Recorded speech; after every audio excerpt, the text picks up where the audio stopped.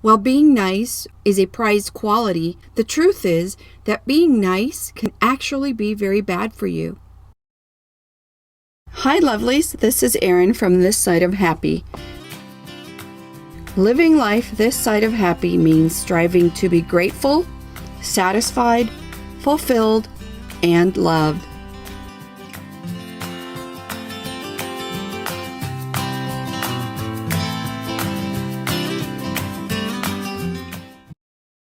Being nice can actually be very bad for you. How do we define nice? A nice person is someone who is friendly and whom everybody likes. At first glance, all of those things sound pretty harmless and even qualities that we hope to strive for. The complication comes from something much deeper than the surface level of pleasantries.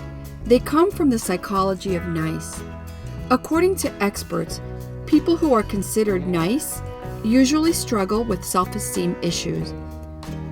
The reality is that they seek approval and validation from others, manifesting their deep-rooted internal issues in their external social interactions. In other words, these nice people are essentially people pleasers who measure their self-worth by pleasing others.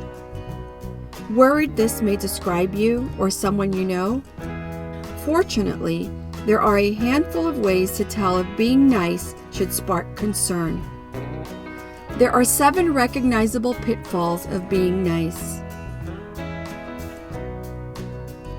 Number 1, people take advantage of you. Nice and agreeable people usually put their needs last, thus opening the door for needy or opportunistic people to prey on their niceness. Whether it's your boss asking you to come in on the weekend to work on that project that no one in the office wants to do, or your neighbor asking you to help her move. Know the warning signs. Are you putting others before yourself, knowing the gesture is not often reciprocated? Are you canceling your own plans or priorities? Is this favor convenient for you or troublesome? Number 2, people perceive you as being weak. When you are overly agreeable or nice, people will undoubtedly think you have a weak personality. I'm sure you've heard the old saying, "Don't mistake my kindness for weakness." That's because through the ages, people have thought that nice people are probably simple-minded fools who can be taken advantage of. This is probably the reason that nice guys don't get the girl, why women like the bad boys. They perceive the nice guy as being weak. Know the difference between vulnerability and weakness. It will go a long way. Number 3, you put others' needs above your own needs. This is connected to the first sign of people taking advantage of you.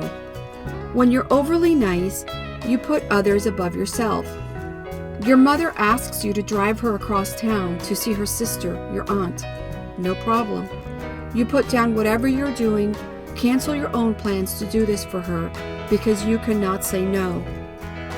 Your child's parent group volunteers you to bake 200 cupcakes for the bake sale, and you agree, knowing full well you have a huge report due the next day at work. But somehow, you make it happen and burn yourself out while you're at it. Number 4, you neglect your needs. When you put everyone else above yourself, you neglect your own needs and desires. This can lead to mental and even physical burnout because you're always there for others but are failing to practice self-care. You fall into the martyr or victim mentality because you compromise your own needs for the sake of others. Remember that you suffer as a consequence, not those around you. They won't know or care that you missed your morning meditation, your favorite TV show, or your treasured alone time. Number 5, your expectations are not met. Unmet expectations can lead to disappointment in others.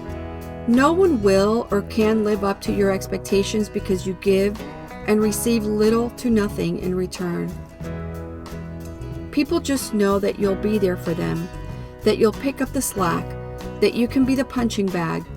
but who is there for you? Truly think about who is there for you time and time again. Those are the ones who are worth sacrificing and compromising for from time to time. Number 6, you build up resentment. Falling into a polite and nice vicious cycle can lead to resentment. You may not express it outwardly, but you may start to resent your friends and your family for taking advantage of you. What you need to realize, however, is that this is often self-inflicted if you've set yourself up as a picture of niceness only to end up feeling used and abused. And number 7, you may shorten your lifespan. Science has proven that high levels of stress can reduce longevity. When you feel burned out, tired, neglected, and stretched to your limits, your body produces high levels of cortisol. High cortisol levels lower your immune system and weaken the heart. High levels of stress may also predispose a person to engage in unhealthy habits such as excessive alcohol consumption, drug usage, overeating, and lack of sleep. Instead of being nice and polite all the time, try being kind and compassionate instead. What is the difference between politeness and compassion? Nice is a form of external reward, extrinsic gratification. Wanting to be nice comes from a need to be liked, while practicing or having compassion and kindness are intrinsic motivators that don't necessarily manifest themselves outwardly through conventional rules of politeness and etiquette. When you show genuine kindness and compassion, that comes from within. Nothing is asked or expected of you. Rather, you provide something that you feel comfortable with. Your comfort is key. Know what works for you and go from there. So instead of being nice, try being kind. You'll love yourself more. You'll be happier and less stressed. And that's the nicest thing you can do for yourself.